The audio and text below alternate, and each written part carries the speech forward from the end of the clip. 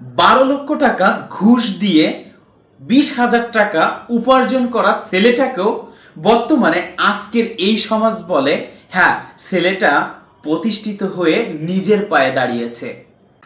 কিন্তু অল্প কিছু টাকা পুঁজি নিয়ে এই সমাজে ব্যবসা করে ওই চাকরিজীবী ছেলেটার থেকেও বেশি পয়সা ইনকাম করা ছেলেটাকে বর্তমানে এই সমাজ বলে কোনো কিছুই বা ছোট্ট কোনো চাকরিও জোগাড় করতে পারলো না এই ছেলেটা, নিজের পায়ে দাঁড়াতে পারলো না এই ছেলেটা, তাই শেষমেশ ব্যবসা।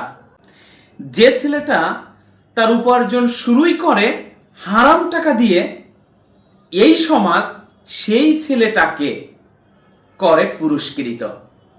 আর যেই ছেলেটা তার উপার্জন শুরু করে হালাল দিয়ে, অর্থাৎ মেহনত করে সৎ পথে থেকে, এই সমাজ সেই ছেলেটাকে করে তিরস্কৃত।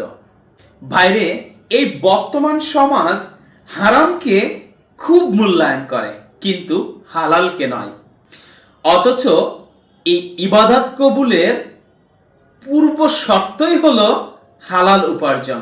তাই আসুন আমরা সবাই হালাল ভাবে উপার্জন করি, সৎ পথে থাকি, অন্যের হক নষ্ট করে নিজের সুখটাকে গুছিয়ে আখিরাতকে না নষ্ট করি।